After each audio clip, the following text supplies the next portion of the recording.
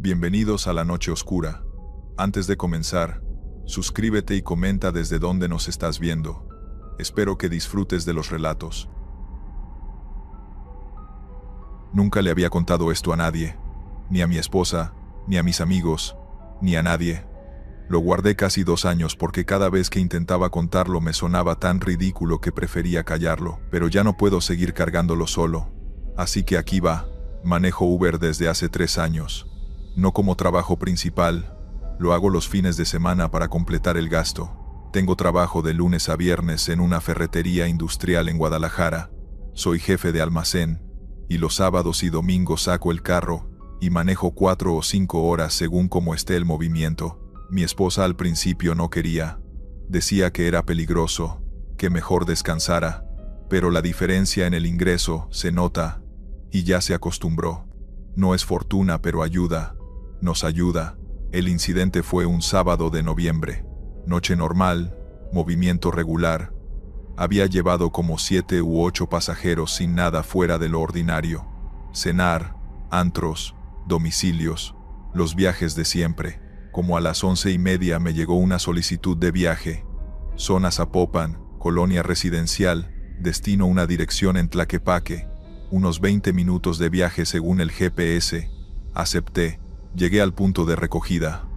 Una calle tranquila de colonia residencial cara. Casas grandes, bardas altas. Poca gente en la calle a esa hora.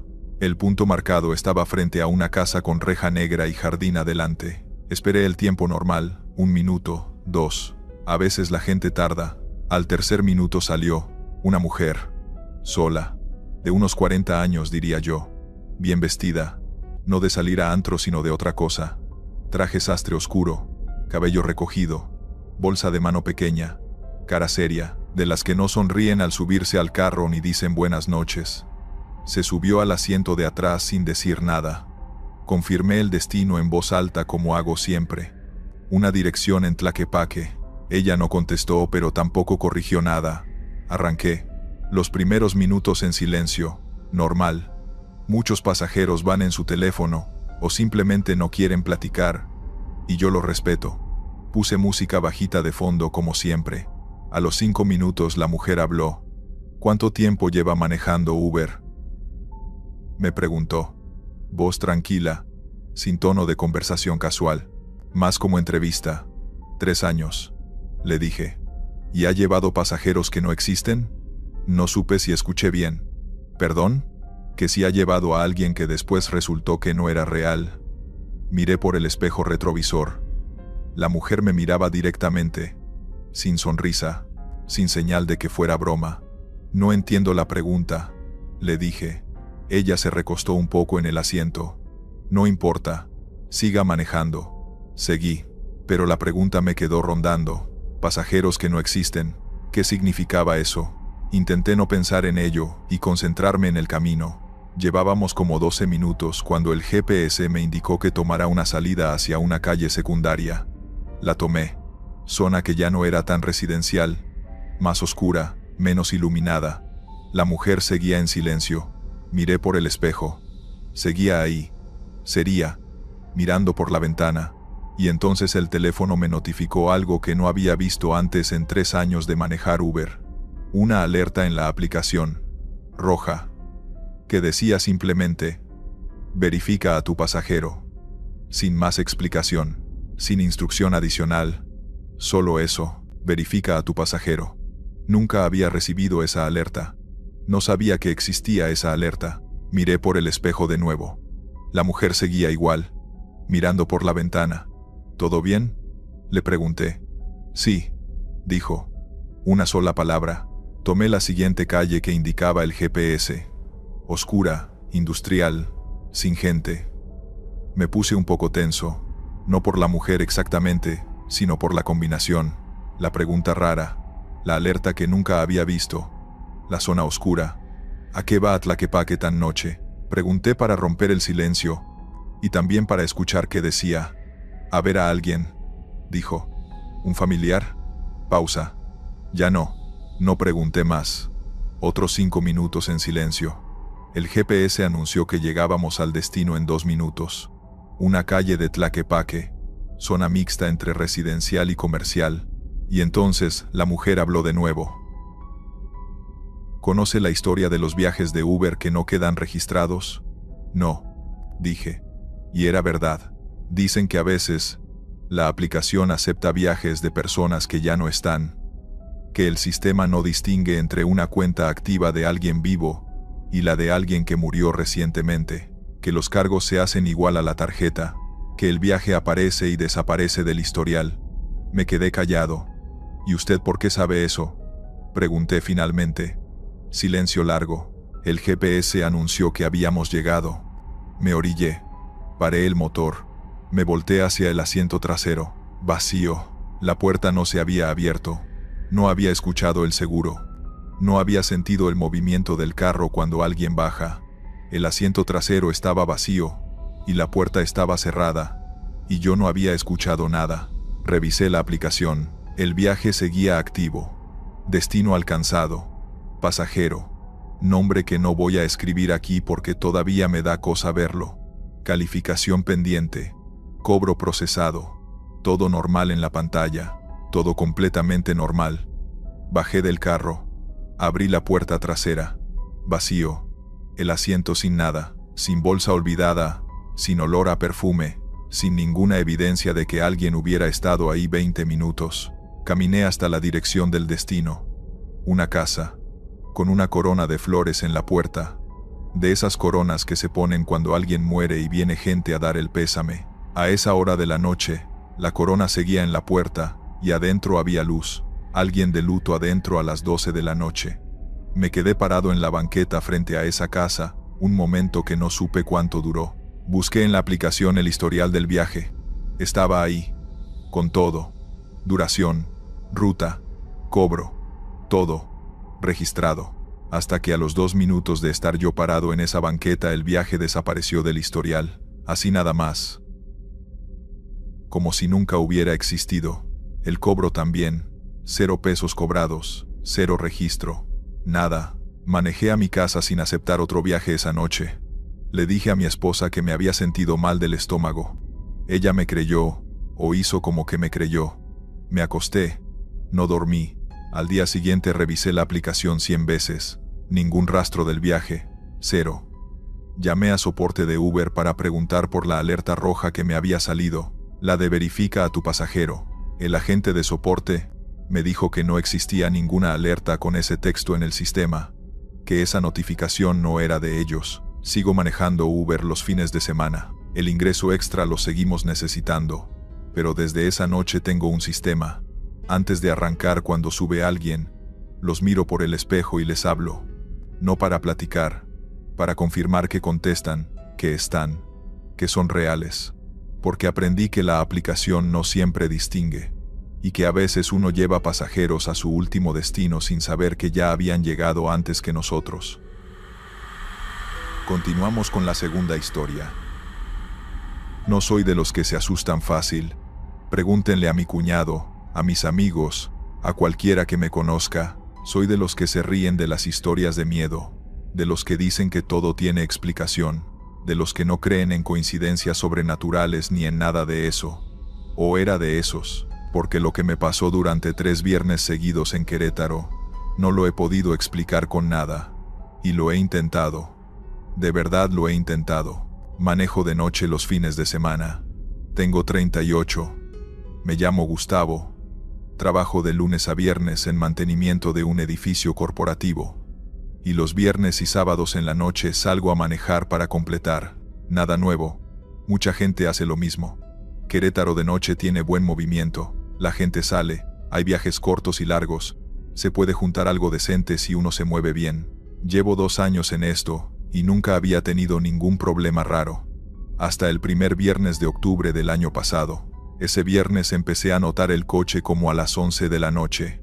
Un Tsuru negro, viejo, de los últimos modelos antes de que los dejaran de hacer, con una raspada en la cajuela del lado del copiloto, que se veía incluso de noche, porque el metal pelado brillaba con las luces de otros carros. Lo noté porque llevaba 2 viajes seguidos atrás de mí. Primero pensé nada. Querétaro no es ciudad gigante. Las rutas se repiten. Es normal coincidir con el mismo coche varias veces. Lo ignoré, pero al tercer viaje de esa noche, yendo de Juriquilla hacia el centro, el Tsuru negro seguía atrás, misma distancia, como 3 carros de espacio entre él y yo. Sin acercarse, sin alejarse, empecé a fijarme más. La raspada en la cajuela, el mismo, definitivamente el mismo coche. Qué raro, pensé, pero solo pensé eso, y ya, llegué al destino, bajé al pasajero, arranqué hacia el siguiente viaje, miré por el espejo, el Tsuru negro doblando en la misma calle que yo. Esa vez sí me llamó la atención de verdad. Doblé a la derecha en la siguiente esquina sin que el GPS me lo indicara, solo para ver. El Tsuru dobló también. Aceleré un poco. El Tsuru aceleró. Metí freno de golpe casi parando. El Tsuru frenó también, guardando la misma distancia. 3 carros entre él y yo. Exactamente 3 carros todo el tiempo. Se me empezó a revolver el estómago. No de miedo todavía. De esa incomodidad que viene cuando algo no cuadra. Y uno sabe que no cuadra pero todavía no quiere admitirlo. Tomé la avenida principal y metí velocidad. 80, 90. El Tsuru atrás. Igual. Metí 100 en un tramo despejado. El Tsuru a 100. 3 carros de distancia todo el tiempo como si estuviera atado a mí con una cuerda invisible. Paré en una gasolinera. Me bajé. Caminé hacia atrás fingiendo revisar una llanta y miré hacia la calle. El Tsuru negro estaba parado en la esquina de enfrente. Motor encendido. Se veía el humo del escape, sin moverse. Esperando. Traté de ver al conductor. Los vidrios oscuros no dejaban ver nada adentro. Nada. Solo el coche parado con el motor prendido mirando hacia la gasolinera donde yo estaba. Me metí al baño de la gasolinera. Estuve ahí 5 minutos. Salí. El Tsuru seguía en la esquina. Entré al carro y arranqué hacia el lado contrario de donde estaba el Tsuru, dando la vuelta completa a la manzana. Cuando salí a la avenida miré por el espejo. El Tsuru negro atrás de mí. 3 carros de distancia, como si nunca hubiera estado en ninguna esquina. Como si siempre hubiera estado exactamente ahí detrás. Dejé de manejar esa noche. Me fui a casa, no le dije nada a nadie porque sonaba ridículo. Un coche negro me siguió, así, sin más. No hizo nada. No me cerró, no tocó el claxon, no intentó parar, solo siguió. ¿Qué le iba a decir a alguien? Al día siguiente lo atribuí a coincidencia. Querétaro es chico. El Tsuru de algún señor que iba para el mismo lado toda la noche. Listo. Explicado. Me convencí. El siguiente viernes me lo encontré de nuevo. Esta vez desde el primer viaje. Salí de mi casa, tomé la avenida, miré por el espejo casi por reflejo, y ahí estaba. El Tsuru negro con la raspada en la cajuela, como si hubiera estado esperando afuera de mi casa. Se me heló algo adentro pero respiré. Coincidencia otra vez. Vive cerca. Lo ignoré. Hice el primer viaje. Dejé al pasajero en Santa Rosa Jáuregui, que está al norte. Ruta que no siempre hago. Depende de los viajes que salgan. Miré por el espejo en la carretera hacia el norte. El Tsuru negro atrás. Santa Rosa Jáuregui a esa hora tiene poquísimo tráfico. No había razón para que ese coche fuera para allá. Ninguna. Decidí probarlo de verdad. Tomé una salida de la carretera hacia un camino de terracería que conozco porque una vez llevé a alguien a un rancho por ahí. Camino que no aparece en GPS, que no tiene nada al final, salvo el rancho ese que es privado. No hay razón para entrar ahí si no vas al rancho. Entré despacio, polvo levantándose bajo las llantas, oscuridad total. Solo mis luces alumbrando la terracería. Miré por el espejo. El Tsuru negro entrando al camino de terracería detrás de mí. Ahí sí me entró el miedo de verdad. Ese miedo que se siente diferente a los sustos normales. Más profundo. Más frío. Metí reversa de golpe. Salí del camino de terracería a toda velocidad casi derrapando en la salida. Me metí a la carretera y aceleré hasta 120. Miré por el espejo. El Tsuru negro en la carretera atrás de mí. 3 carros de distancia. Como siempre, llamé a mi cuñado Roberto mientras manejaba. Le dije que fuera a la gasolinera del Boulevard Bernardo Quintana que es grande, iluminada, siempre con gente. Me tardé 10 minutos en llegar. Roberto llegó 2 minutos después de mí. Me bajé temblando. Le conté todo atropellado. Roberto me escuchó con cara de no creerme del todo. ¿Dónde está ahorita? Señalé hacia la calle, el Tsuru negro estacionado media cuadra adelante de la gasolinera. Roberto lo vio. Se quedó callado un segundo. Vamos a ver quién es. Roberto, no. Güey, es un coche.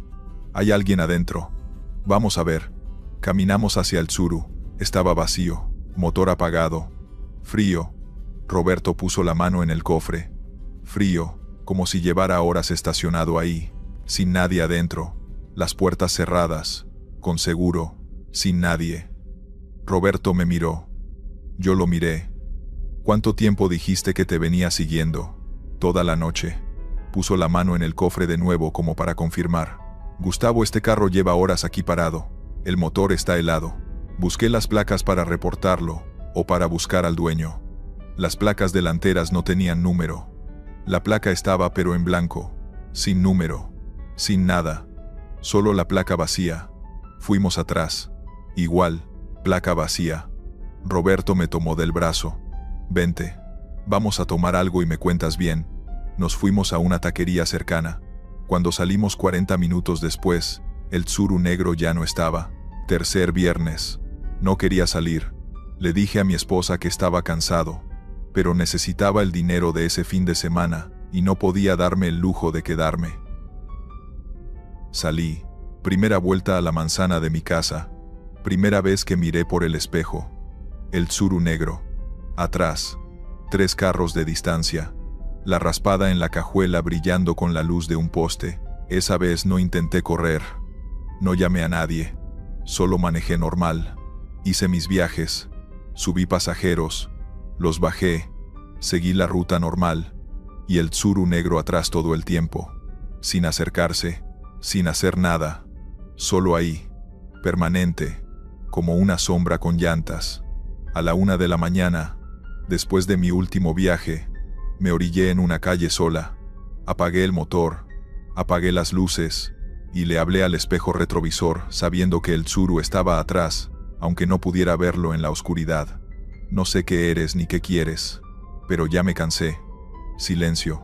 Ya me cansé. Repetí. Prendí el motor. Prendí las luces. Miré por el espejo. La calle vacía. Sin Tsuru. Sin nada. No volvió a aparecer ese viernes. No apareció el siguiente fin de semana. No ha vuelto a aparecer. Y no sé si fue porque le hablé, o porque se aburrió, o porque terminó lo que sea que estaba haciendo. Lo que sí sé es que desde entonces miro diferente el espejo retrovisor. No por miedo exactamente, sino porque aprendí que a veces lo que te sigue no necesita acercarse para afectarte. A veces solo necesita estar ahí, noche tras noche, recordándote que sabe exactamente dónde estás. Vamos con la tercera historia. Me llamo Gerardo Tapia, tengo 44 años y manejo Uber en Monterrey desde hace 5 años. Nunca me consideré un hombre miedoso. Crecí en Apodaca, Colonia Brava, de esas donde aprendes desde chico a leer a la gente, a detectar quién trae malas intenciones y quién no. Ese instinto me había sacado de situaciones complicadas más de una vez en la vida. Confiaba en él, como confío en mis manos para manejar. Esa noche, mi instinto falló, o más bien, lo que encontré esa noche era algo para lo que ningún instinto de este mundo te puede preparar. Era viernes, finales de octubre. No recuerdo el día exacto, pero sí que hacía un frío raro para Monterrey, en esa época. Un frío húmedo, que no es normal aquí. Llevaba como 6 horas manejando. Había tenido una buena noche, varios viajes al centro, un par de carreras largas hacia San Pedro. Ya pensaba en hacer 1 o 2 viajes más y retirarme cuando me llegó la solicitud. El pasajero se llamaba Aurelio. Sin foto de perfil, 4 estrellas exactas. Dirección de recogida en una zona de Escobedo que yo conozco bien. Destino marcado en García, municipio contiguo. Unos 25 minutos de camino, tarifa decente. Lo acepté. Llegué al punto de recogida, una calle de casas normales, colonias de trabajadores, nada fuera de lo común. Esperé. Al minuto y medio apareció un hombre por la banqueta. Calculé unos 50 y tantos años. Complexión robusta, chamarra de mezclilla, gorra de béisbol oscura, una bolsa de plástico en la mano como de quien viene de la tienda. Cara seria pero sin alarmas. Subió al asiento trasero. «Buenas noches», dije. «Buenas», contestó seco. Arranqué siguiendo el GPS, que me marcaba tomar Avenida Nogalar para conectar con la carretera hacia García. Ruta lógica, ruta que conozco, ruta que he hecho decenas de veces. Llevaba como 3 minutos manejando cuando Aurelio habló. «Por aquí no. Métase por esa calle de la derecha», señalaba una calle lateral, sin nombre visible en ese momento, que se metía entre un bloque de bodegas industriales. «El GPS marca por Nogalar», le dije con respeto, sin confrontar. «Por Nogalar hay tráfico», dijo. «Por acá es más rápido». Yo conozco. Eran las 12:40 de la mañana. Nogalar estaba prácticamente vacía cuando la vi al pasar. Pero el pasajero dice que conoce. A veces sí tienen razón. Hay atajos que el GPS no agarra. No hice caso de la incomodidad que empecé a sentir, y agarré la calle que indicó. Era una calle pavimentada pero angosta, con bodegas cerradas a ambos lados, sin banquetas, sin iluminación constante, postes separados por distancias largas, zonas de sombra entre uno y otro, sin tráfico, sin peatones. Manejé despacio. El GPS se recalculó y me marcó dar vuelta a la derecha en la siguiente bocacalle para retomar una avenida. Aurelio volvió a hablar antes de que yo diera la vuelta. «No, siga derecho. Derecho me lleva a una zona sin salida según el mapa», le dije, mirándolo por el retrovisor. «No tiene sin salida. Siga derecho». Yo sé, algo en su tono cambió en ese momento. No fue agresivo, no levantó la voz. Fue lo contrario. Se volvió más calmo, más lento, como alguien que está muy seguro de lo que dice y no necesita insistir con fuerza. Esa calma fue lo que me puso los pelos de punta más que cualquier grito hubiera podido hacerlo. Seguí derecho. La calle se fue poniendo peor. Menos luz, más angosta, el pavimento con baches, las bodegas dando paso a terrenos baldíos con cercos de alambre de púas. Ya no había ningún otro carro, ninguna señal de vida, solo mis faros, iluminando un tramo de calle a la vez. El GPS perdió señal. No dije nada. Internamente empecé a trazar opciones. Si frenaba y le decía que no seguía, ¿cómo reaccionaría? Si daba la vuelta, ¿había espacio en esa calle angosta? Miré por el retrovisor buscando sus manos. La bolsa de plástico la había dejado en el asiento a su lado. Las manos las tenía sobre sus muslos, quietas. «Vuelta a la izquierda aquí», dijo. La bocacalle que señalaba no tenía luz, ninguna. Negro completo más allá de donde alcanzaban mis faros. «Oiga», le dije, tratando de sonar tranquilo. «Ya se me fue el GPS y no conozco bien por acá. Prefiero regresar a la ruta principal». No hubo respuesta inmediata. Lo miré por el retrovisor. Aurelio estaba mirando por la ventana lateral, hacia afuera, hacia la oscuridad de esa calle, y en su cara había algo que no esperaba ver. No enojo, no amenaza, miedo. El hombre estaba mirando hacia afuera con una expresión de miedo genuino, como alguien que acaba de ver algo que no quería ver. «¿Qué pasó?», pregunté, sin pensar. «No voltee», dijo con voz baja y tensa. «No voltee hacia afuera. Siga manejando. Rápido. No tiene que decirle 2 veces eso a alguien que ya está nervioso». Aceleré. «¿Qué vio?», insistí. «Calle. Siga por esta calle y no se detenga». «¿Qué vio?», repetí más firme. Tardó en contestar. «Hay alguien caminando junto a su carro», dijo. «Del lado izquierdo. Lleva rato caminando junto a nosotros». Sentí el estómago caer. No había escuchado nada. Sin pasos, sin rozar el carro, nada. Pero tampoco había volteado desde que entramos a esa zona. Aceleré más. Los baches me sacudían, pero no frené. «Ya no está», dijo Aurelio en voz baja. «¿Seguro? Ya no lo veo». Manejé otros 2 minutos en silencio hasta que la calle desembocó en una avenida que sí reconocí, con luz, con tráfico, con gasolinera a un lado. Salí a esa avenida y respiré. Ninguno de los dos habló por varios segundos. Fui yo quien habló primero. Le pregunté qué había visto exactamente. Aurelio tardó. Luego dijo que al principio pensó que era una persona caminando por la orilla de la calle, de esas que caminan de noche por zonas industriales, trabajador de turno, guardia, lo que sea, pero que a los pocos segundos notó que caminaba exactamente a la misma velocidad que el carro, ni más rápido ni más lento. Que cuando yo aceleré, lo que sea que era afuera aceleró igual, que cuando miró mejor hacia la ventana, hacia esa figura que caminaba junto a nosotros, no pudo ver piernas, se deslizaba, dijo, no caminaba, se deslizaba junto al carro como si el suelo no existiera. Le pregunté por qué nos había metido por esas calles si llevaban a eso, y aquí fue donde la historia se volvió otra cosa completamente. Aurelio me dijo que él no me había dado esas indicaciones para llevarnos por ahí, me dijo que él iba dormido desde que subió al carro, me lo dijo así, directo, con esa misma calma extraña de antes, que se había subido, había saludado, y se había quedado dormido casi de inmediato porque venía de un turno doble en su trabajo, que se despertó cuando yo aceleré fuerte por los baches, que en ese momento vio por la ventana lo que me describió, que las indicaciones que yo seguí no vinieron de él. Me quedé con las manos en el volante sin poder decir nada. Repasé la conversación en mi cabeza. La voz que me dio las indicaciones, ¿era igual a la que estaba hablando conmigo ahora? Quise decirme que sí, que era la misma, que tenía que serlo, pero cuanto más lo pensé, menos seguro estuve. La voz de las instrucciones había sido más seca, más plana. La de Aurelio ahora tenía inflexiones normales, acento regiomontano marcado, modulación de alguien que acaba de despertar. Terminé el viaje en García, sin decir mucho más. Aurelio bajó, me dio las gracias con cara de quien también quiere olvidar lo que pasó, y entró a su casa. Yo me quedé ahí parado en el carro, con el motor prendido, sin moverme durante un buen rato. Pensé en cancelar la app y irme a dormir. Lo hice, pero antes revisé algo que no sé ni por qué se me ocurrió revisar.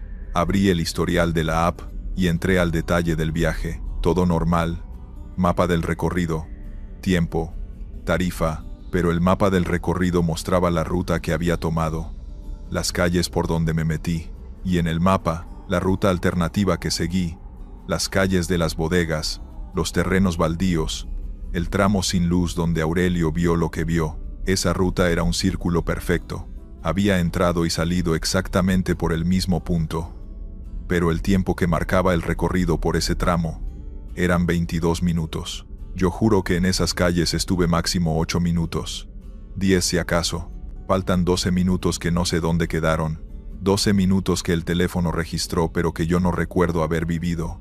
Al día siguiente le conté a mi esposa. Ella me dijo que dejara de manejar de noche, que no valía la pena, que había otras formas de completar el gasto. Llevo 6 meses sin aceptar un solo viaje después de las 11. Mi esposa tiene razón, hay cosas que no valen lo que cuestan, pero lo que no le conté a mi esposa, lo que no le he contado a nadie hasta ahora, es lo que noté esa misma noche cuando llegué a mi casa y estacioné el carro.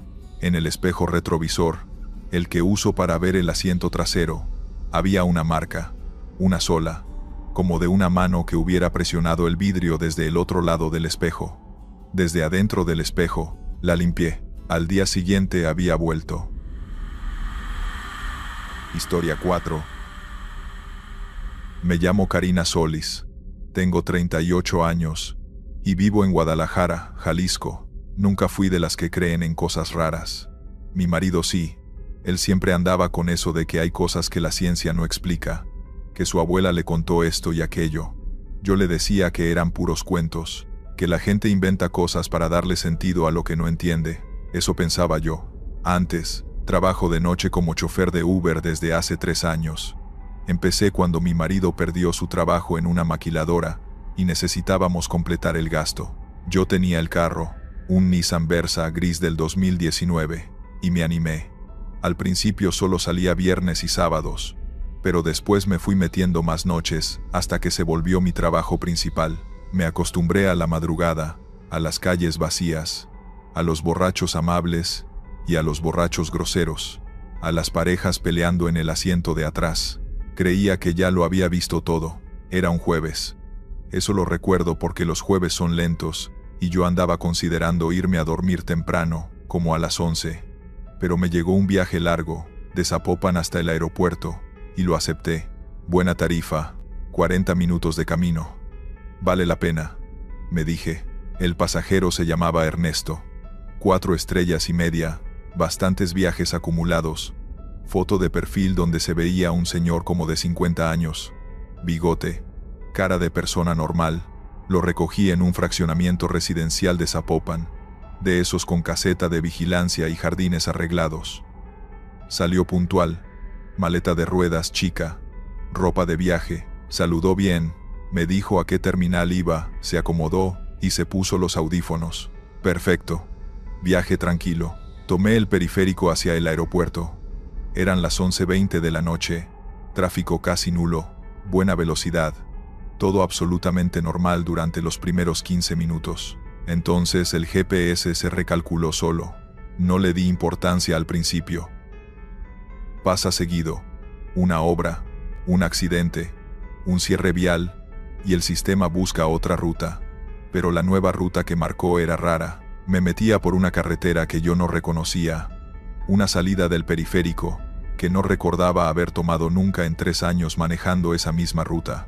Iba a ignorarla y seguir derecho, pero en ese momento el GPS de mi teléfono y el GPS del carro, que son distintos, los dos marcaron lo mismo al mismo tiempo.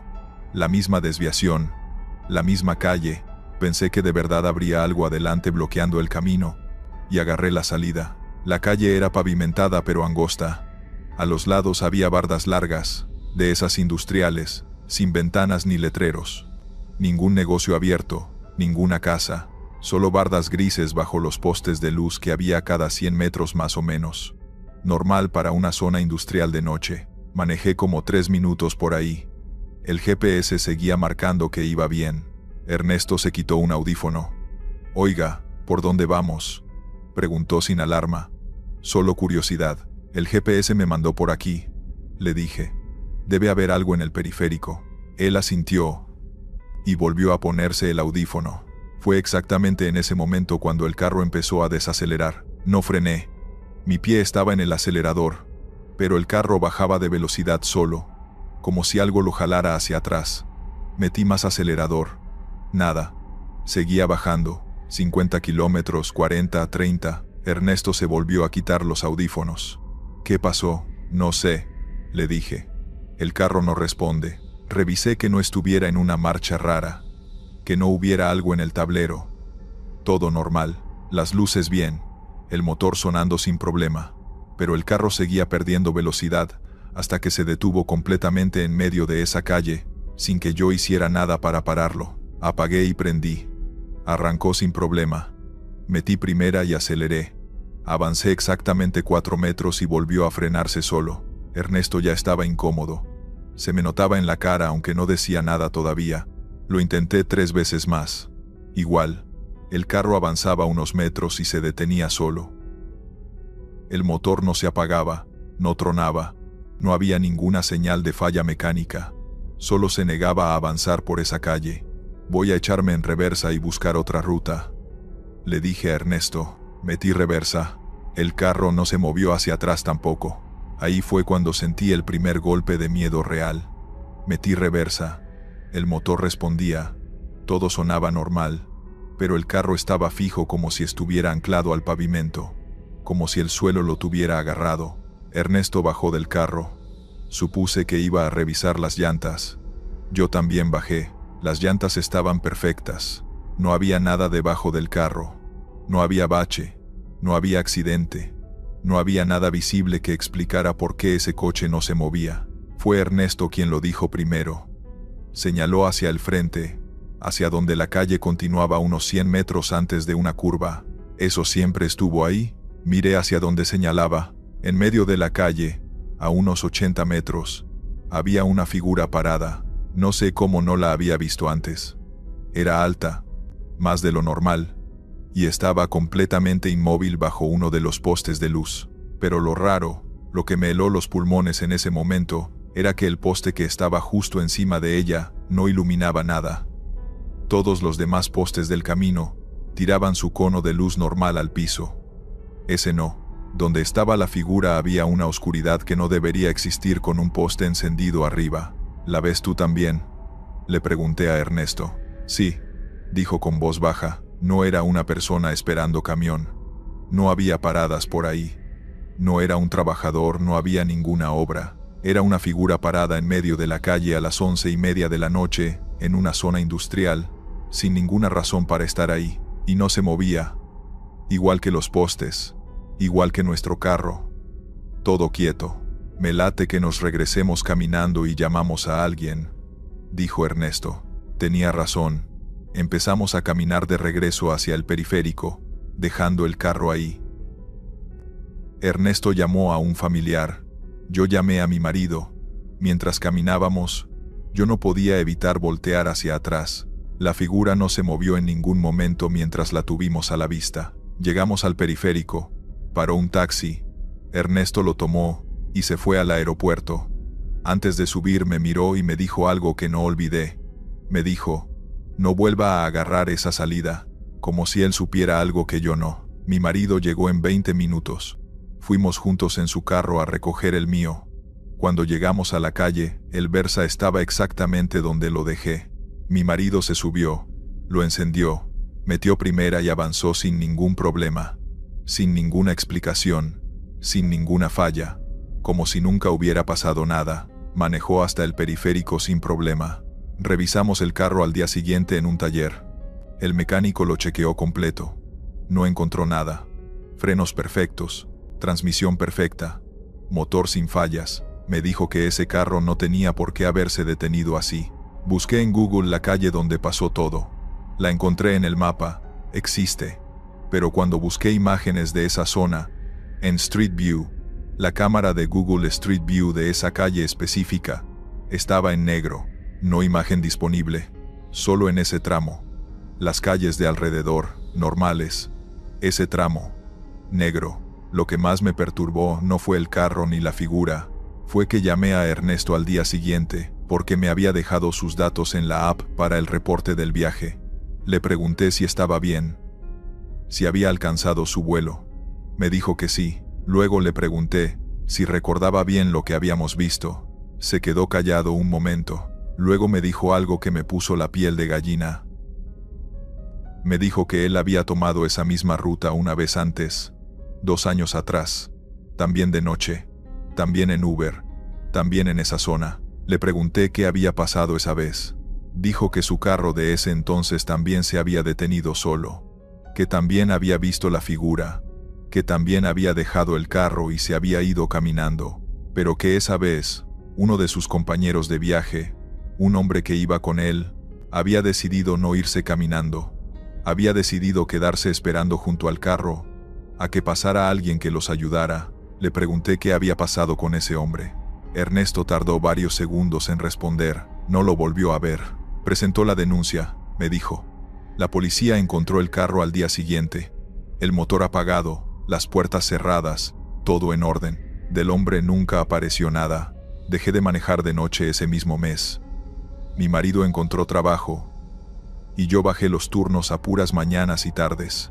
Perdemos dinero, sí, pero cuando le conté todo a mi marido, él, que siempre andaba con sus cuentos de cosas inexplicables, me miró de un modo que nunca le había visto. Me dijo: hay calles que no son para todos. Hay lugares donde el camino decide si puedes pasar o no. Antes le hubiera dicho que eran tonterías. Ahora no digo nada. Solo evito las calles que no reconozco de noche. Ignoro los GPS cuando me mandan por donde no conozco. Y cuando veo una figura parada sola en la oscuridad, no me quedo a ver si se mueve, porque ya sé lo que pasa cuando alguien decide quedarse. Continuamos. 12 horas seguidas manejando te cambian la cabeza. No es cansancio normal. Es un cansancio que se mete en los ojos, en los hombros, en la manera en que ves las calles. Todo empieza a verse igual. Las esquinas, los semáforos, la gente esperando en las banquetas. Después de cierto punto ya no piensas, solo manejas. El cuerpo en automático y la cabeza en otro lado. Eso me pasaba a mí casi todos los viernes. Salía a las 6 de la tarde del trabajo, llegaba al carro, y no paraba hasta las 2 o 3 de la mañana, 8, 9, 12 horas según cómo estuviera el movimiento. Mi nombre es Aurelio, pero eso no importa mucho para lo que voy a contar. Lo que importa es la noche, y el pasajero, y lo que encontré cuando llegué a la dirección que me dio. Soy de Ciudad de México, Colonia Narvarte. Llevo viviendo ahí 11 años desde que me casé. Manejo de noche porque de día trabajo en una bodega de distribución en Vallejo, turno de 6 de la mañana a 3 de la tarde. Llego a casa, como algo, duermo 2 horas si puedo, y salgo a manejar. Mi esposa Consuelo dice que me voy a matar de cansancio antes de los 50. Tengo 46. Quizás tenga razón, pero tenemos 2 hijos en la universidad, y las colegiaturas no se pagan solas. Entonces manejo. Esa noche de viernes había sido larga incluso para mis estándares. Llevaba desde las 4 de la tarde en el carro. Para las 11 ya tenía el cuerpo gritándome que parara. Decidí hacer uno más y me iba. Un último viaje y a casa. Esa decisión, ese último viaje, el señor estaba esperando en una esquina de la colonia Doctores. Parado en el borde de la banqueta. Bien ubicado. Fácil de encontrar. Hombre mayor. De unos 65, 70 años, traje gris, corbata aflojada, pelo blanco bien peinado. Cara de señor que fue importante en algo, de esos que cargan el peso de haber sido alguien y ya no serlo. Se subió despacio, con cuidado, como se sube la gente mayor que cuida las rodillas. Buenas noches, me dijo. Voz grave, educada. Buenas noches, le contesté. Me dio la dirección de viva voz. Colonia del Valle, una calle que conozco bien. 15 minutos máximo. Arranqué, los primeros minutos callados. Yo con la música bajita, él mirando por la ventana. Ciudad de México de noche desde un carro tiene algo. Las luces, el movimiento, la cantidad de vidas paralelas que uno roza sin conocer. Llevábamos 5 minutos cuando habló. ¿Cuántos años lleva en esto? Casi 4, le dije. ¿Y le gusta? Pensé un segundo. A veces. Se rió apenas. Una risa suave. De señor que entiende las respuestas que no son completamente honestas ni completamente mentiras. Buena respuesta. Silencio otro rato. Luego él otra vez. ¿Conoce bien esta ciudad? Bastante bien. ¿Ha visto cosas raras manejando de noche? Lo miré por el espejo. Sonrisa tranquila. Cara de alguien que pregunta porque genuinamente quiere saber. No para asustar ni para presumir. Algunas, dije con cuidado. Yo también, dijo él. Y luego nada más. Como si eso fuera suficiente. Doblé en Insurgentes hacia el sur. Tráfico ligero a esa hora. Buenas luces. Avanzando bien. El señor se había recostado un poco en el asiento.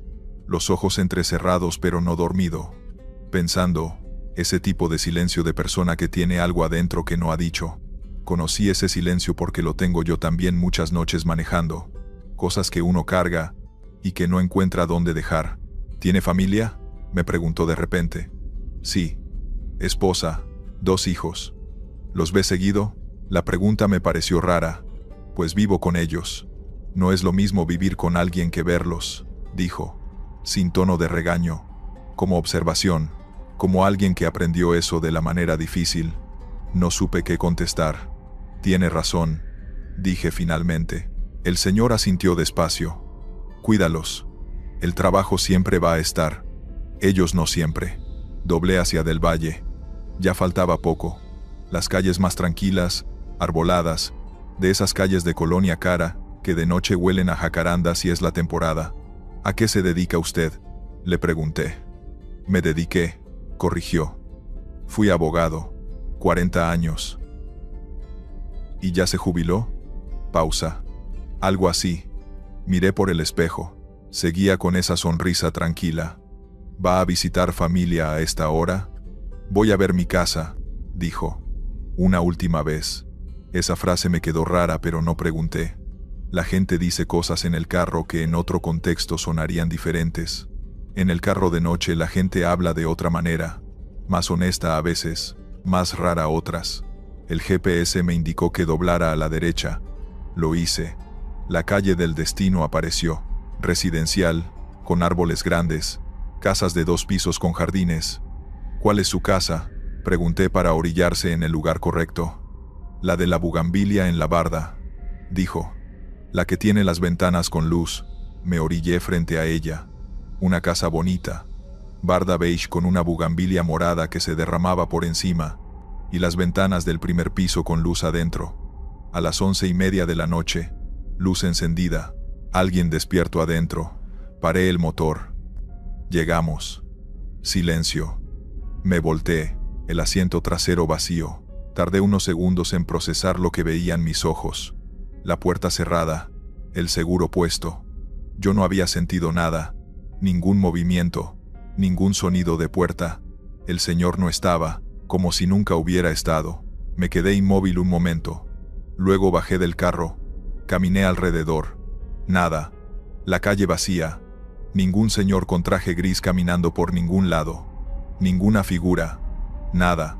Me paré frente a la casa de la bugambilia, mirando las ventanas iluminadas, y fue entonces que la puerta de la casa se abrió. Salió una mujer, de unos 40 años, bata, pelo suelto, cara de llevar rato despierta, y no precisamente por gusto. Me miró desde la entrada con expresión de quien ve algo que no esperaba. «Sí», dijo con cautela. «Perdone la hora, señora», dije sin saber bien qué iba a decir. «Acabo de traer a un señor mayor aquí. Traje gris, corbata, pelo blanco». Me dio esta dirección. La mujer me miraba sin decir nada. La cara le fue cambiando despacio. «¿Cómo era?», preguntó. La voz diferente ahora, más baja. Le describí al señor. La cara, el traje, la manera de hablar, la voz grave. La mujer se recargó en el marco de la puerta, como si las piernas no la sostuvieran bien de repente. ¿Cuándo lo recogió? Hace como 20 minutos. Colonia Doctores, esquina con... No puede ser, me interrumpió. ¿Por qué no puede ser? La mujer me miró directo. Los ojos brillantes. Porque ese hombre que me describe es mi papá. Y mi papá murió hace 3 días. Lo velamos en Doctores, en una funeraria de esa colonia. No supe qué decir. No existe una respuesta correcta para eso. ¿Está seguro de que lo trajo aquí? Segura no, dije, porque de repente ya no estaba seguro de nada. Me habló durante el camino. Me dijo que iba a ver su casa una última vez. La mujer se tapó la boca con la mano. Cerró los ojos. Cuando los abrió tenía las lágrimas corriendo, pero no estaba llorando exactamente. Estaba procesando algo. Eso es exactamente lo que dijo cuando se enfermó. Me dijo en voz muy baja, que cuando se muriera iba a volver a ver su casa una vez más, que no se iba a ir sin despedirse de ella. Silencio entre los dos. La bugambilia morada encima de la barda, moviéndose un poco con el viento. Las ventanas iluminadas detrás de ella. ¿Le dijo algo más?, preguntó. Pensé, recordé. Me dijo que cuidara a mi familia, que el trabajo siempre va a estar, que ellos no siempre. La mujer asintió muy despacio, con esa expresión de cuando algo duele y consuela al mismo tiempo. Era lo que siempre nos decía a nosotros. Me fui. Manejé a casa en silencio sin poner música. Entré despacio para no despertar a nadie. Pero antes de acostarme fui al cuarto de mis hijos. El mayor de 20, el chico de 17, los dos dormidos. Me quedé en el marco de la puerta viéndolos un momento, cosa que no hacía desde que eran chicos. Luego fui al cuarto. Desperté a Consuelo suavemente. Ella abrió los ojos asustada. ¿Qué pasó? Nada, le dije. Solo quería verte. Me miró raro.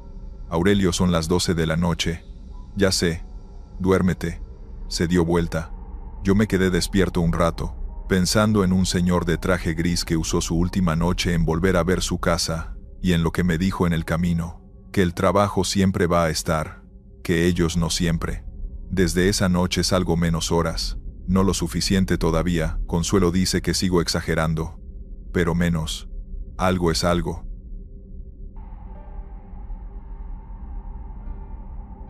Gracias por escuchar. Estos fueron los relatos. Suscríbete, deja un like y dime si te gustaron las historias de hoy. Nos vemos pronto.